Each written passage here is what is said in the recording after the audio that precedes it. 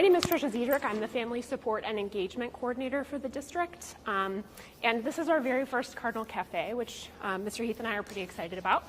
Cardinal Cafes are going to be running monthly throughout the school year.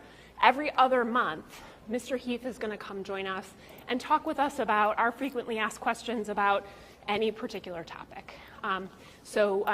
We'll have some new information coming out about what November's conversation will be about. But tonight is about our new strategic plan. So I wanted to just thank everyone for being here and give Mr. Heath plenty of time to talk with us. So thanks so much, everyone. Good evening, everyone, and thank you for joining us here tonight. We started our process of going through a strategic plan revision here probably about 8 or 9 months ago. And part of our process was really digging into how are we going to communicate this out to as many people as possible. So that's the part of the purpose here for us tonight as well. We do have our stock presentation that we'll go through here first, and then we'll jump into some questions here towards the end. But if there are some things that kind of resonate with you, kind of keep those in the back of your mind as well, because we do want to provide another opportunity to dig into the question document and ask some more questions there that we might be able to answer for you as we move forward as well. So again, thank you guys for coming this evening to our first Cardinal Cafe. We're very excited to share this strategic plan with you. Over the last 20 years, Mentor Public Schools has demonstrated a commitment to thorough and thoughtful strategic planning here in our district to really drive the decision making and to make sure that we are serving our community students in the best ways possible. We have a team of dedicated, caring educators who continue working hard to ensure our schools are a wonderful place for students to learn and grow. The updated strategic plan we present to you today will build upon the momentum that already exists. It's not a 180-degree turn in how we operate, rather it highlights opportunities for us to grow and continue to improve. So we're calling this new strategic plan the Framework for the Future. And we really viewed this as an exciting time to try and get people to come together and work toward a common goal of providing a well-rounded, high-quality education our students need and deserve. Throughout this process, we had the opportunity to gather input and feedback from hundreds and hundreds of stakeholders through surveys, focus groups, classroom and school visits, meetings, community forums, student panels, and more. And then we created a guiding coalition with some of the participants being selected by our Board of Education members to work through all of the input together. The guiding coalition was focused on taking that abundance of information that we gathered and creating this framework for the future. The framework is structured, as you see on the screen. The vision, mission, and values, or the guiding principles, are the why. The learner profile is the what. The learning model is the how. And the blueprint for big moves is the roadmap for how we get there. We found there is much more in this roadmap for how there's much more that we agree upon with the students, but we've got different beliefs and opinions that can lead to meaningful discussions and help create a positive outcome. So we jump into some of the data. We conducted a community survey. And in our community survey, 81% of our respondents rated the quality of the education provided in Mentor schools favorably. And that is definitely something for us to celebrate. We received similar feedback in our other forums with parents, guardians, students, staff members, and community members expressing deep appreciation for the abundance of both educational and extracurricular opportunities provided to our students, thanks to our supportive community. To that point, the Triad survey also asked, how would you rate Mentor schools when it comes to offering a well-rounded and balanced curriculum, including relevant electives, extracurricular activities, academic and social clubs, etc.? Again, we got a favorable response here. 78% said excellent or good, with 17% saying fair or poor, and 6% were quote unquote unsure. Also, 70% of respondents agreed that Mentor schools effectively prepare students for the future, including college and career readiness, while 12% disagreed with that statement and 18% were unsure about it. The next question that was asked to parents and guardians only: to what extent do you agree or disagree with the following statement?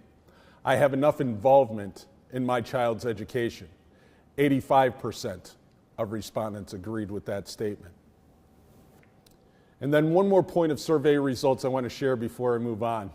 In a set of questions, respondents were asked about the importance of something and then to rate how well the district is performing in that area. What we found in the responses were very high levels of agreement that these topics are important, but also that we have room for growth in our performance. As you can see, 91% of respondents said that it's important for Mentor schools to help students become good global citizens. 88% said it's important that we develop and implement programs that address the social and emotional needs of students. 86% said it's important that we prepare students to navigate a culturally diverse world. And then 91% said it's important to balance the use of digital media, kind of the screen time, in the classroom versus more traditional paper and pencil type of instruction. Now the follow-up asked folks how we're doing in those same areas. And this is where we've got some room to grow. 50% of respondents rated our performance in helping students become good global citizens as good or excellent. 33% saying fair or poor, and 16% were unsure. 48% said good or excellent for developing and implementing programs that address the social and emotional needs of our students, while 37% responded unfavorably and 15% were unsure. Only 44% said that we are doing a good job in preparing students to navigate a culturally diverse world, with 41% saying we're doing fair or poorly there, and 16% were unsure how to rank that one. And then 45% responded favorably when it comes to balancing screen time versus the paper pencil instruction, while 45% responded unfavorably and 10% were not sure. You can view the entire survey report on our website now as well. So one of the main goals of the new strategic plan is to ensure our approach to teaching and learning is student-centered at the forefront. We wanted everything that we did with this strategic planning process to be towards the students. So our vision of inspiring students today to reach their potential tomorrow, which drives the four major areas of our mission: safety, education, resources, and community partnerships, will remain the same. What is new is the framework for the future, and that's also including our learner profile, which we'll talk about here next. And we're really kind of excited about this part of our strategic planning process. The learner profile, which you see up on the screen now, encompasses the qualities and characteristics that our community collectively identified as important for our students to work toward during their time here in Mentor schools and beyond. The idea here is that students will be more actively aware of these important traits and continually work toward being able to demonstrate gains in these areas while learning the academic subject content at the same time. It will be exciting to see our students showcase their learner profile portfolios throughout their time here in Mentor schools. So here are the four components that are going to help make sure kids actively pursue in an age-appropriate way as they work through Mentor schools. First is achievement. And the way we structured this kind of came out of our guiding coalition in a couple of different formats. Some of our groups are talking about like I can type statements, and then other groups were putting together some bullet points. When we finally put the document together, we kind of did a combination of both of those as we go through. So as you look at the different components that we talk about here, you'll see that, that kind of set up in this fashion. So in achievement, I own my learning and keep trying, especially when I'm challenged. It's kind of that I can statement as a starting point.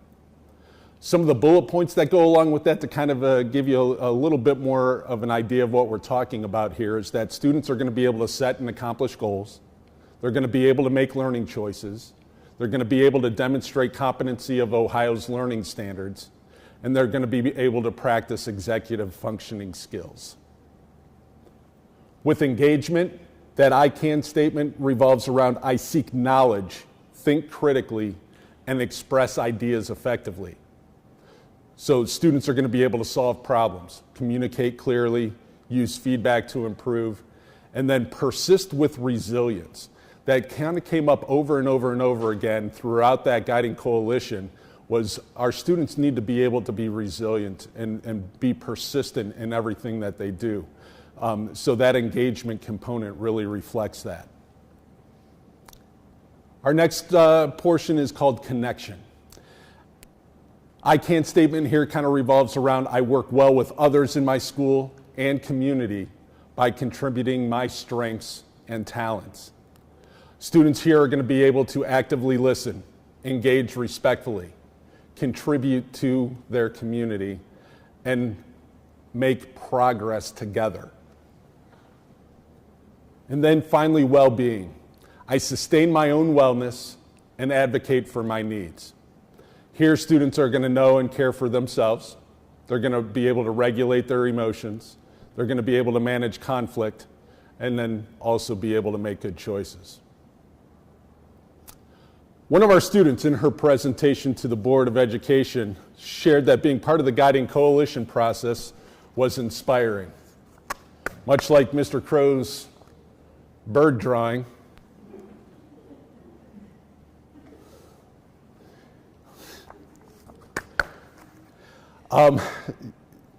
we've always had a little bit of fun with Mr. Crow. He's our high school principal.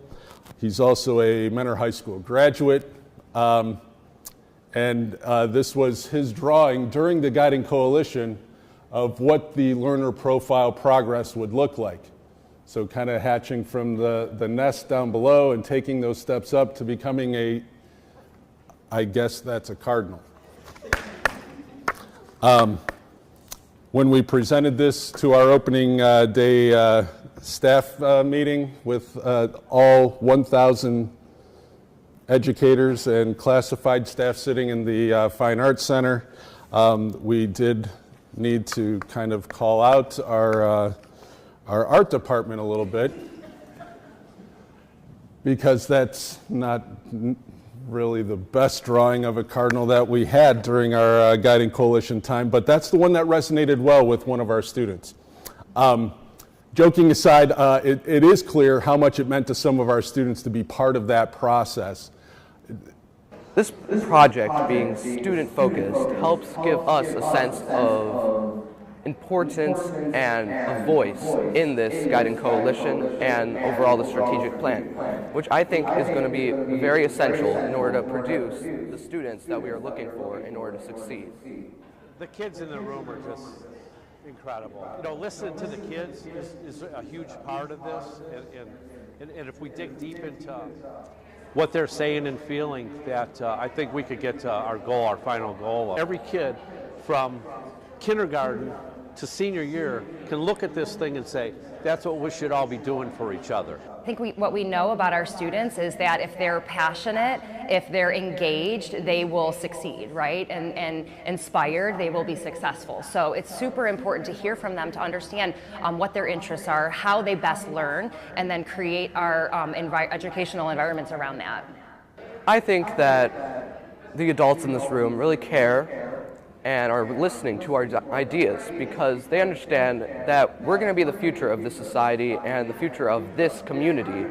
And if they help us to make sure our ideas come to light and we're successful, then this community will only grow stronger. As we mentioned, we wanted this process to be very student-centered, and we had 7, 8, 9 students that were part of that guiding coalition all the way through. So they're sitting in the same room with the other 30 to 40 adults who represented a lot of administrators in the district, teachers in our district, some of our classified staff in the district, and a lot of our community members as well. We had probably 7 or 8 community members.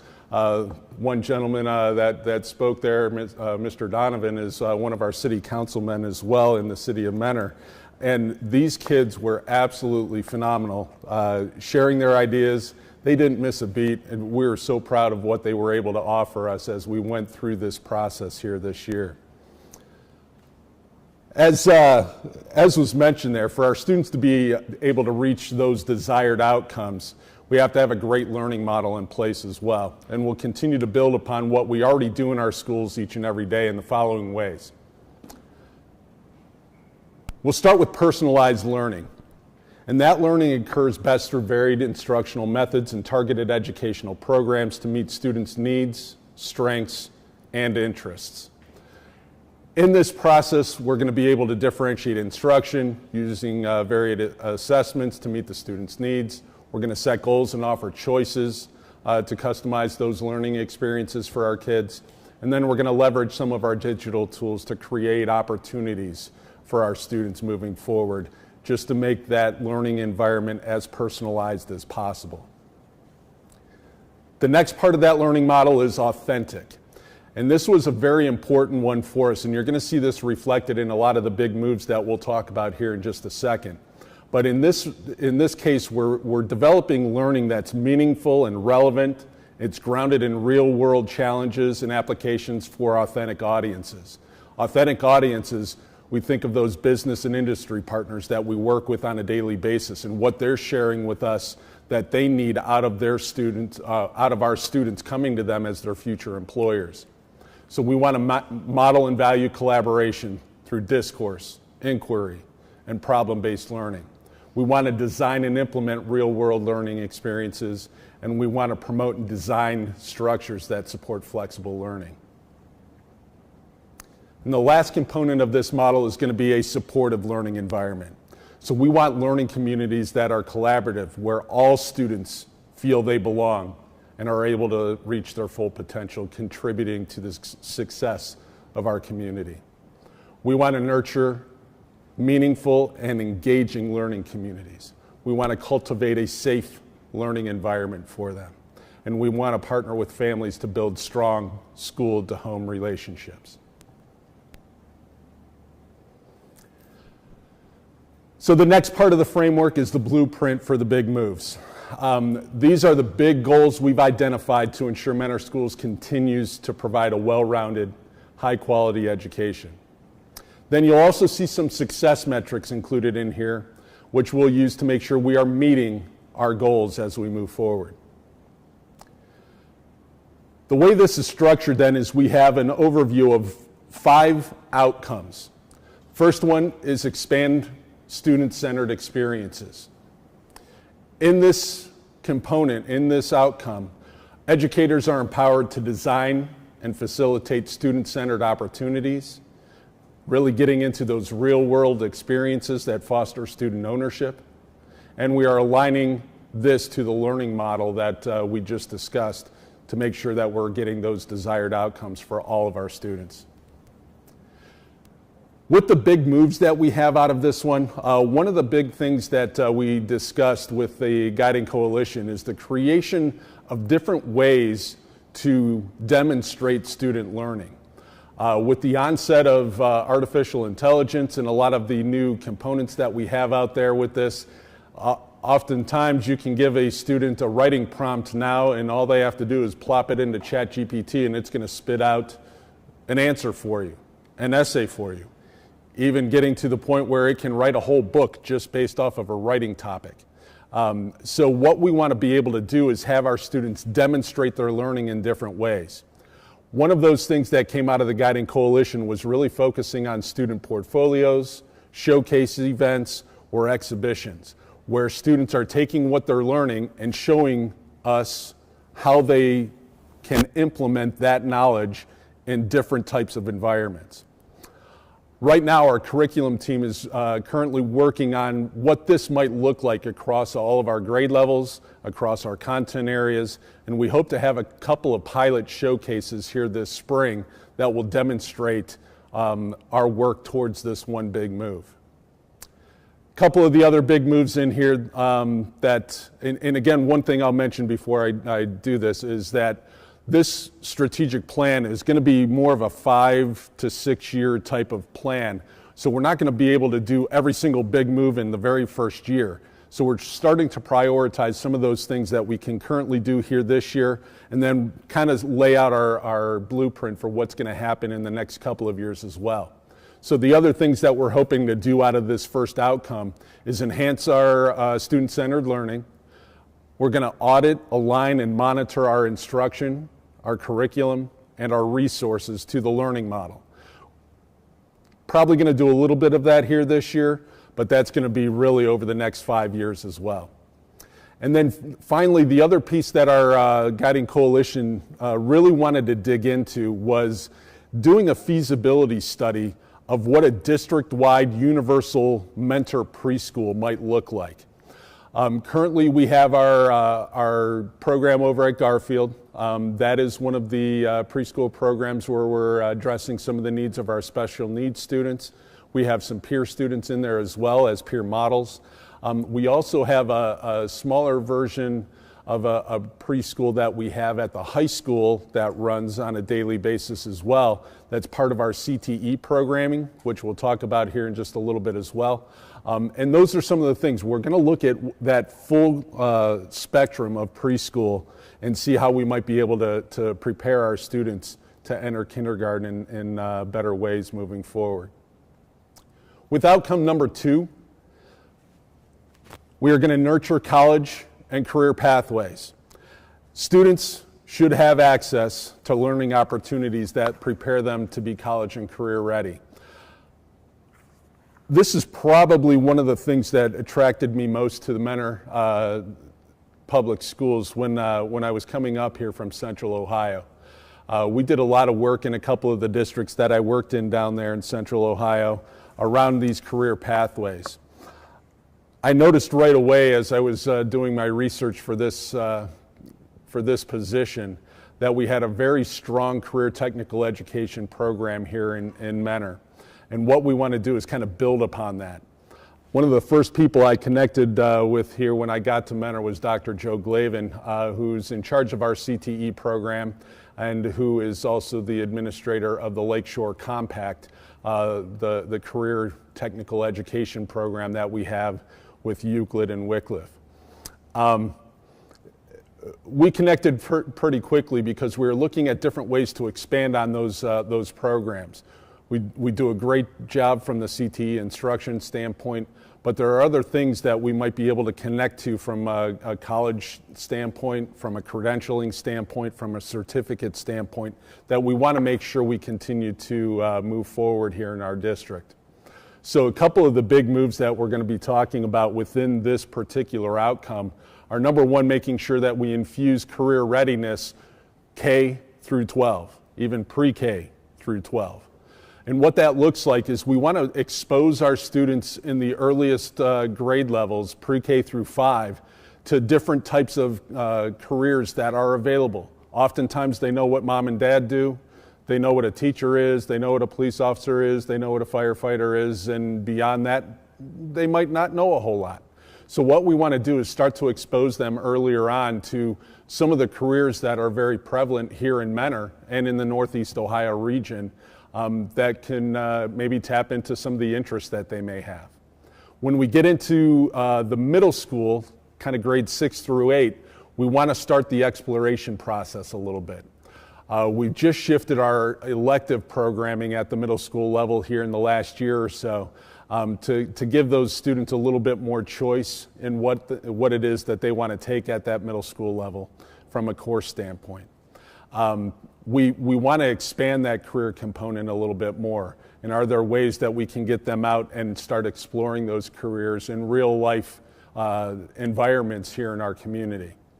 And then finally at grades 9 through 12, we want to get into some of the experiential learning components. So what are those career experiences that we can generate for our kids here in Mentor schools as they're moving forward?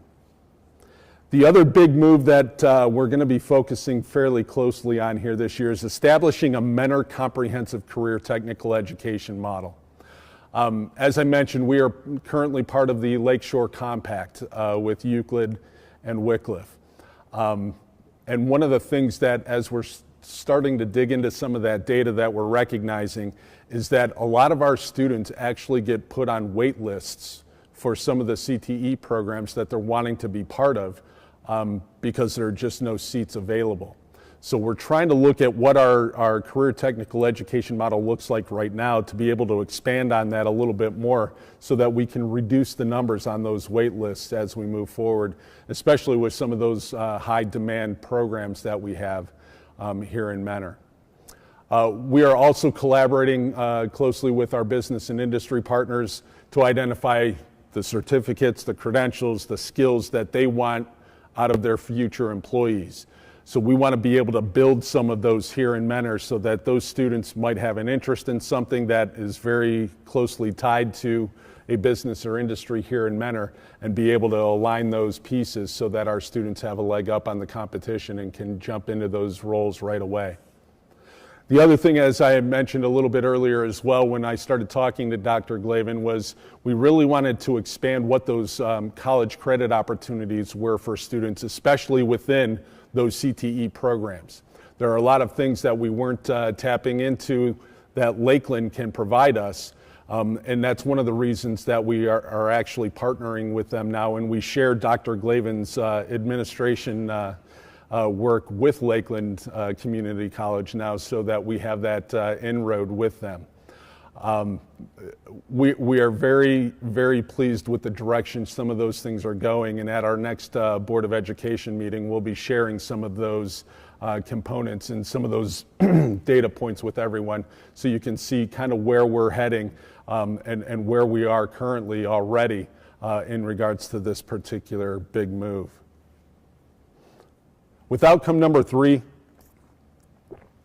our title here is Encourage Well-Being.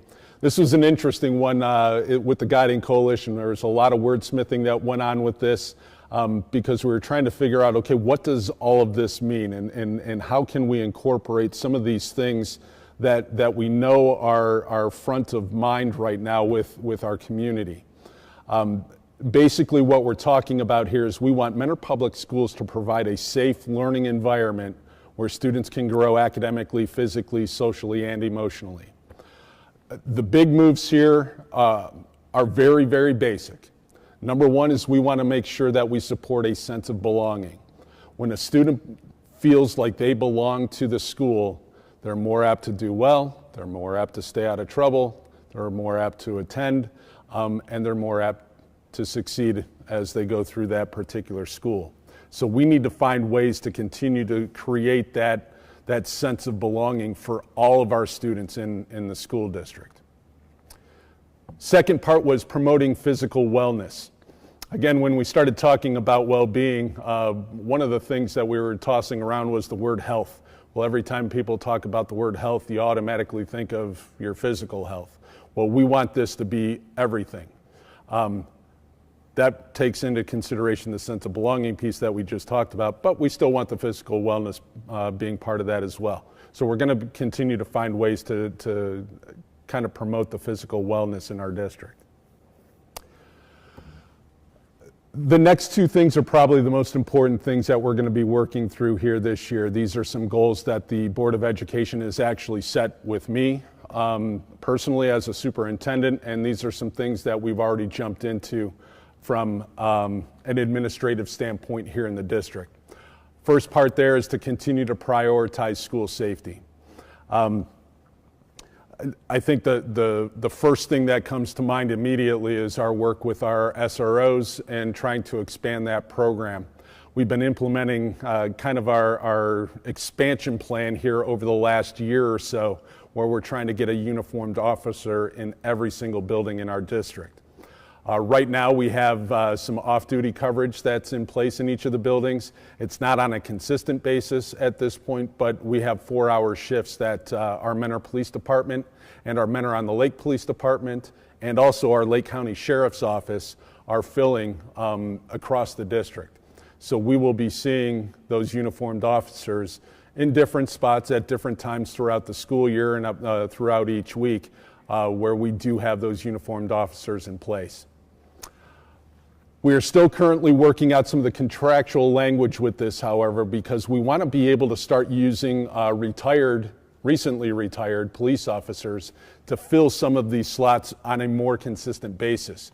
We would love to be able to have a uniformed officer in every building for the entire time students are in that building on a daily basis.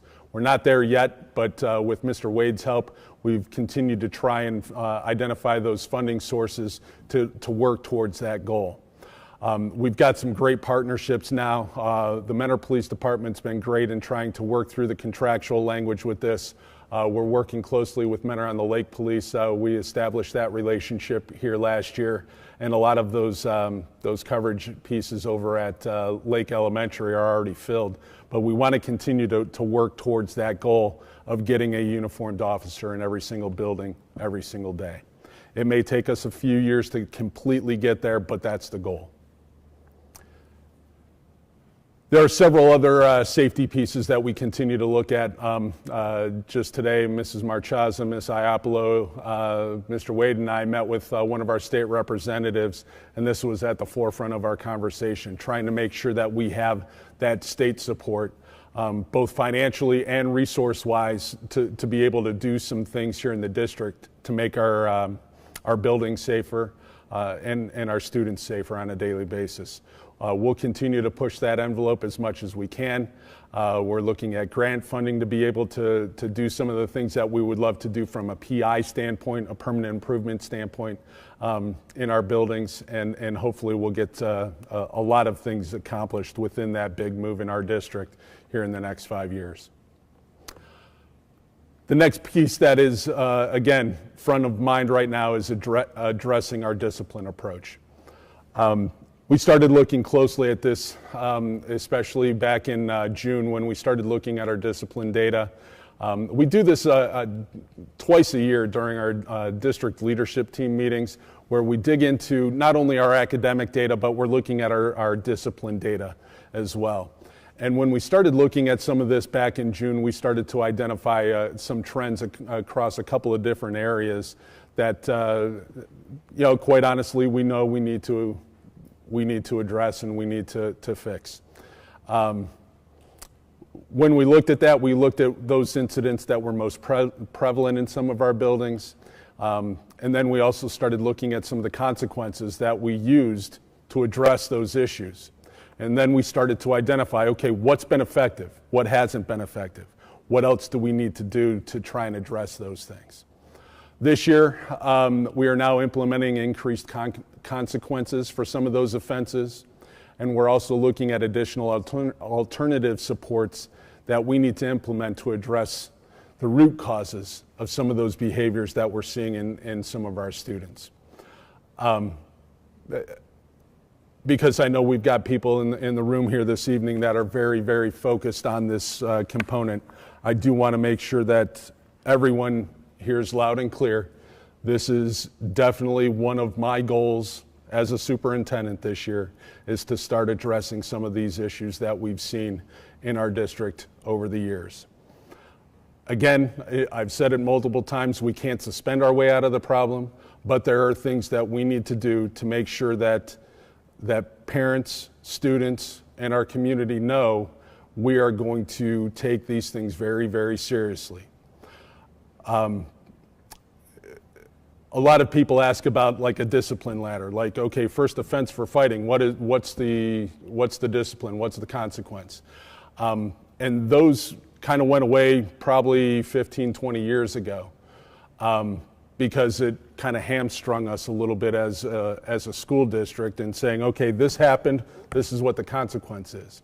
But when you really start to dig into that incident a little bit more, there are some things maybe that we needed to do a little bit differently with that consequence and add something else to it to make sure that we're trying to get to that root cause of the behavior that we want to make sure that we address also. I think there are some questions that we'll be getting here a little bit later as well, where we can address that a little bit more in depth. But I want to make sure everybody hears me, and everybody on the video here as well hears that that's going to be a top priority for me as superintendent this year. Final piece with this outcome is that we are going to be auditing, aligning, and monitoring our mental health resources across the school district. Again, we can't suspend our way out of a problem. We have to get to the root cause, and then we have to put those supports in place. We want to make sure, as we're looking at the resources that we currently have in our district, that we have the people, the skills that we need to address some of those issues. We've got our school counselors. They serve one purpose. We have our Crossroads counselors. They serve another purpose. We are also working with Signature Health this year at the high school level to see the resources that they can bring to the table and the services that they can provide so that we can continue to try and move our district forward from a mental health standpoint. We are also looking very closely at some of those other support mechanisms from behavior specialists. It's called a BCBA. It's a specific type of credential that a behavior specialist can have that can bring that skill set into our district, work with students, identify what those issues are, and come up with the interventions that are needed to make sure that we're resolving those issues. Those are things that we're committed to doing here this year as well, where we're going to take a very close look at those mental health resources we have in the district and make sure that we put in place what is needed to serve the needs of our students. Outcome number 4 is cultivating strong community partnerships.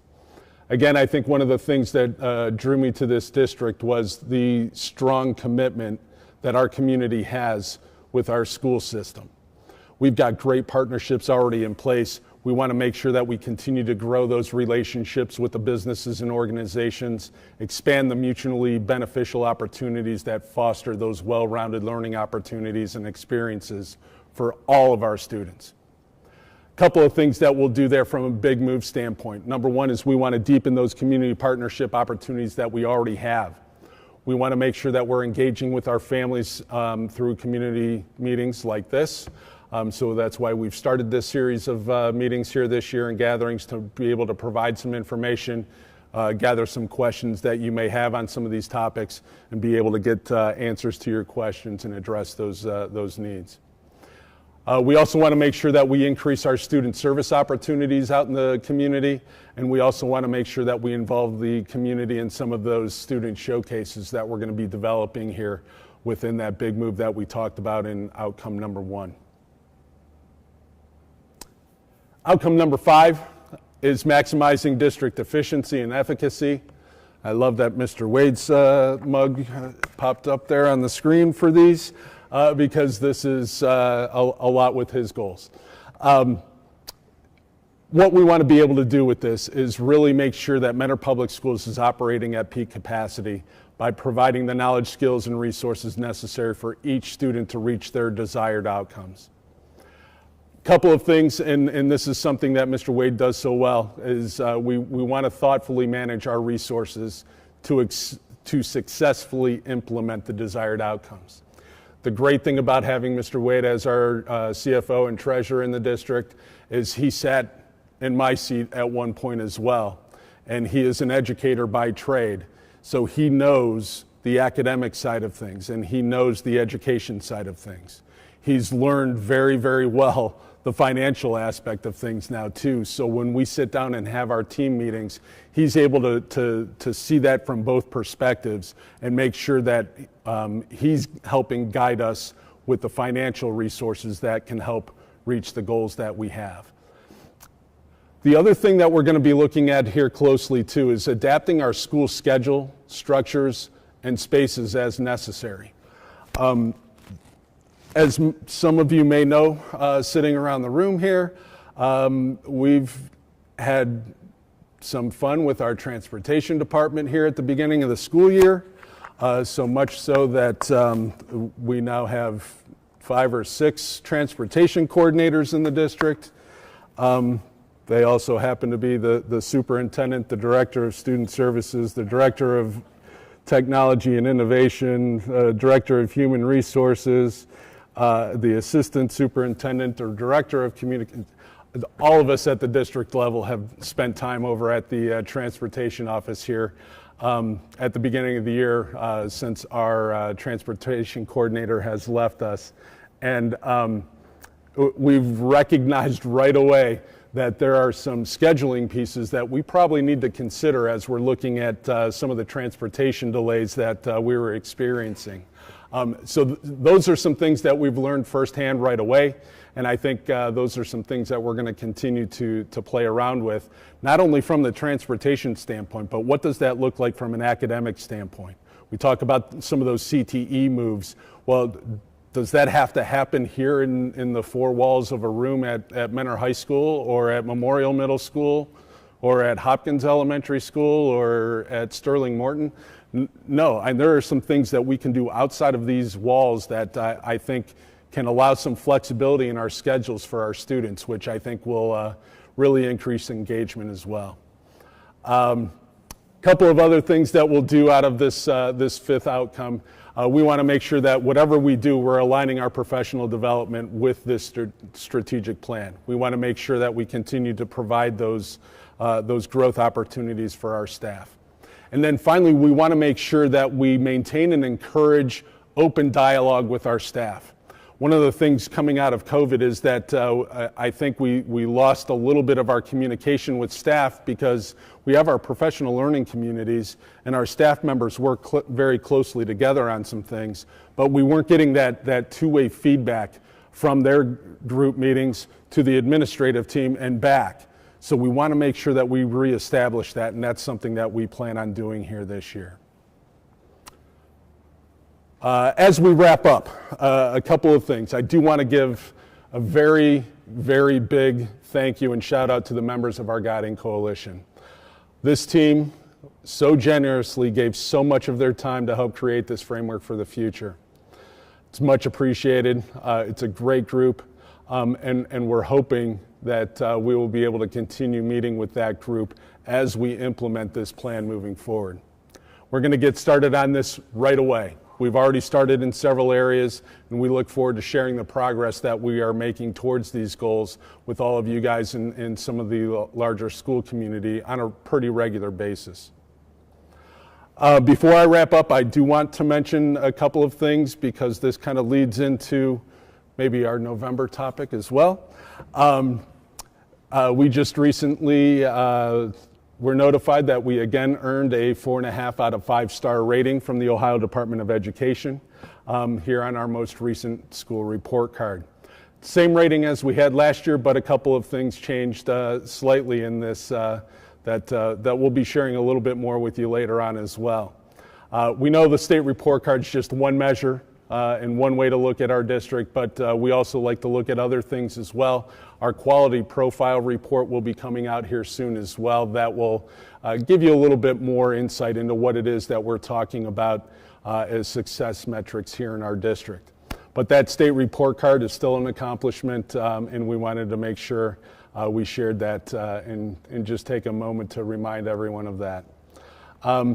We also want to say, and I can kind of share a little preamble to what we might talk about here in November, but this school district's a great investment. We are now second in the county behind Kirtland, as I shouldn't have said that on video. I'm sorry, Chad Van Arnhem. We're second behind Kirtland in the academic performance pieces on the school district report cards, but we are also the 3rd lowest in property taxes in the county as well. So we're getting a really high return on our investment that we have here in this district.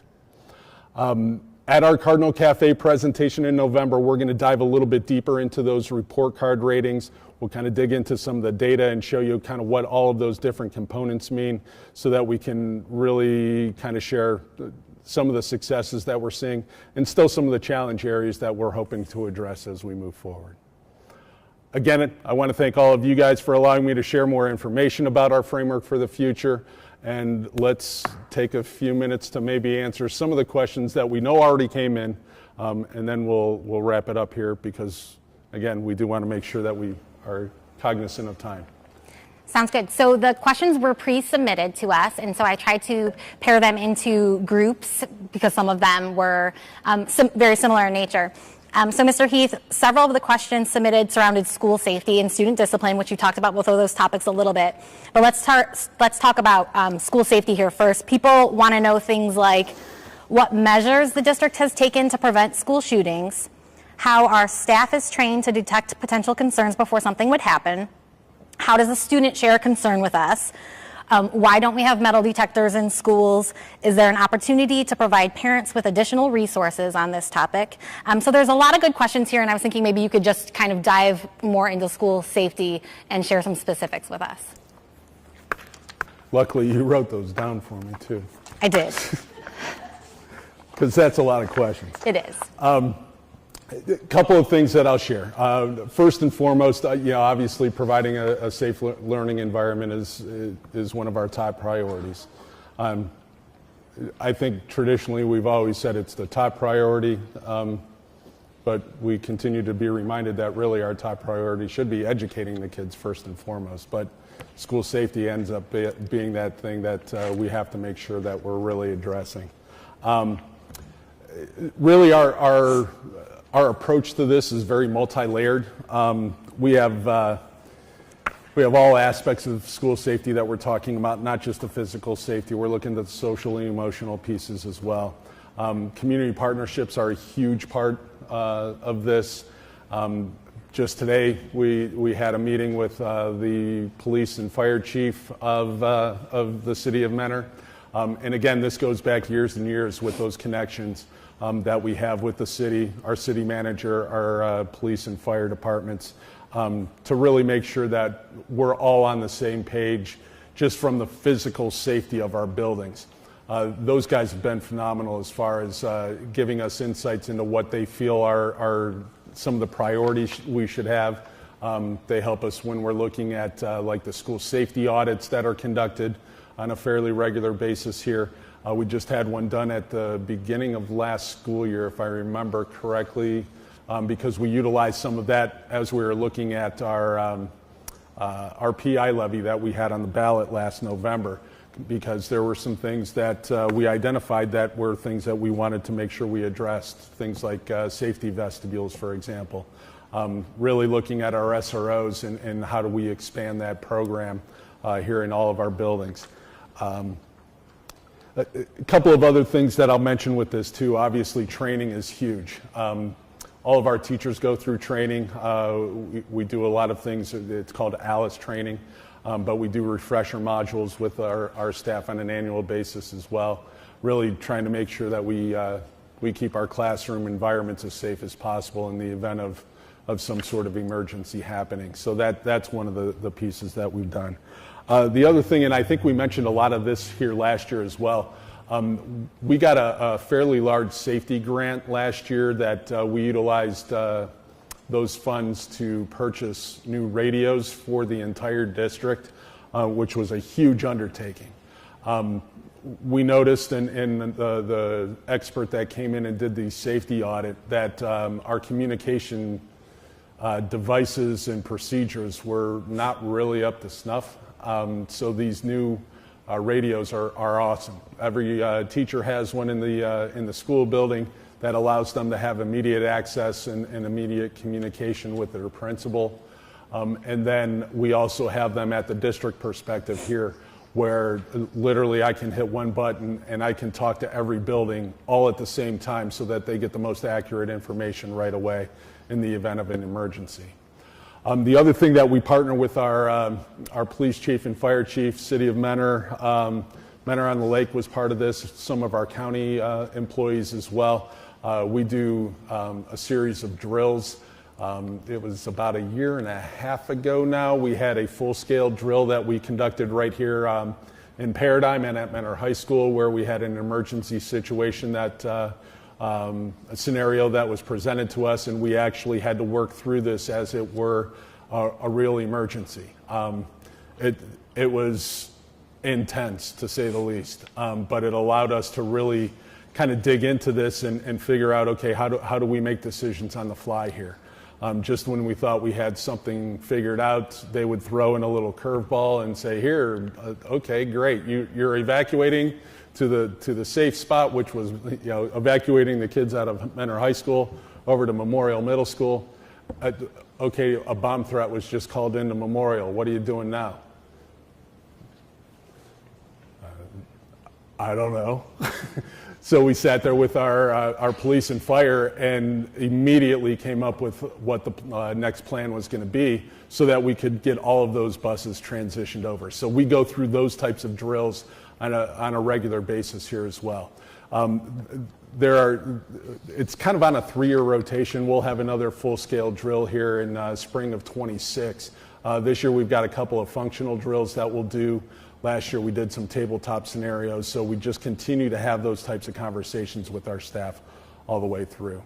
Again, we continue to preach the say something or see something, say something, so that we can really make sure that we get issues that are addressed right away. We get a lot of things that come directly from the Mentor Police Department as well. If there's something that they are seeing on social media or something that might not be coming through our school buildings or our normal communication channels that they're identifying, they're immediately in contact with us, and we work through those things as well. We'll answer more of the details with some of those things, I think, in the FAQ document that we'll post as well.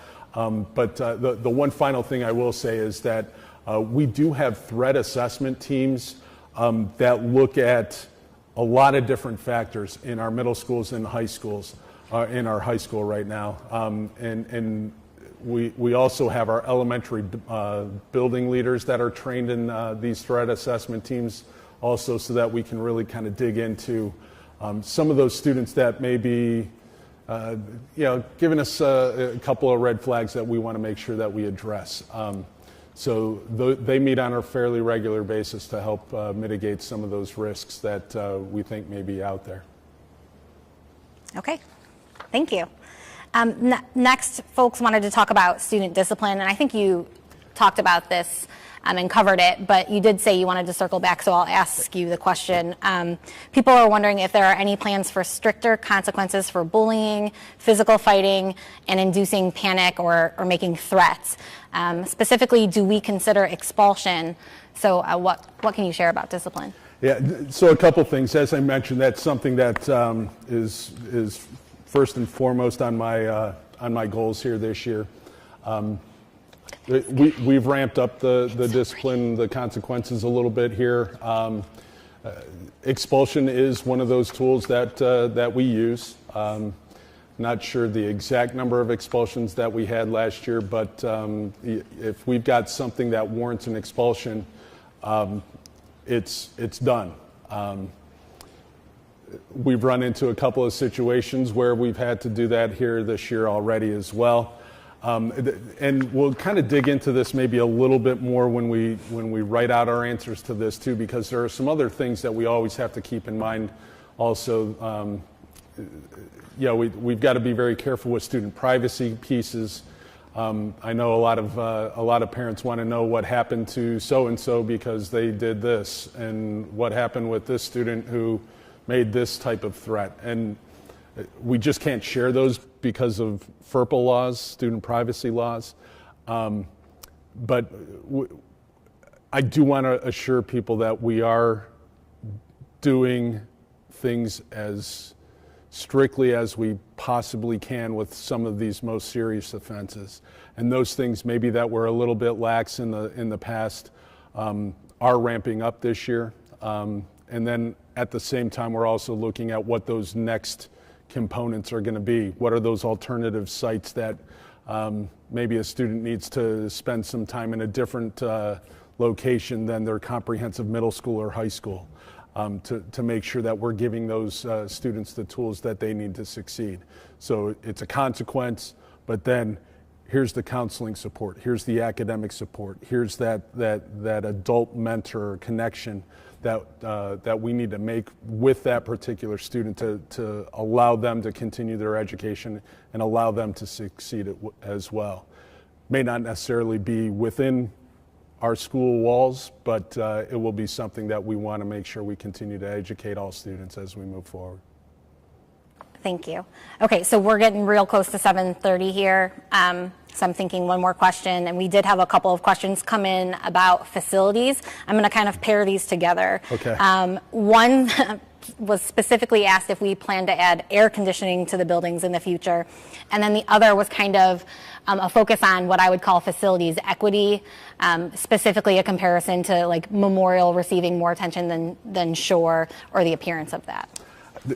So a couple of quick answers, and again, we can dig into this more in the written responses that we provide as well. The air conditioning, I know it's something that we've looked into on a couple of different occasions. It continues to be something that we're looking at. It's not in our 5-year capital improvement project timeline right now. Obviously, the age of our buildings is one of the concerns, making sure that the electricity and the grid that we have in each of our buildings is able to support some of that is always one of the concerns as well. We continue to look at that from an operations standpoint. I know Mr. Wade and his group are always looking at that capital improvement project timeline and figuring out what it is that we desperately need to get done. So it's not on there right now. We will have a link to the capital improvement timeline so you can kind of see what projects are coming. We do that with the Board of Education every year. It's not there yet, but maybe something that we can continue to consider here in the future, depending on our funding sources. The one thing I know Mr. Wade always reminds us of is the last time we passed a PI levy in the district was 1988, and that generates $1 million. On average, I think we're about $3.5 to $4 million in our annual capital improvement projects. So we're about $3.5 million over budget on a regular basis, and that money comes out of our general fund. So those are some things that we'll continue to look at. As far as the equity piece with our facilities, again, they're all of our buildings were built at different times, obviously. We continue to try and keep those maintained as much as possible.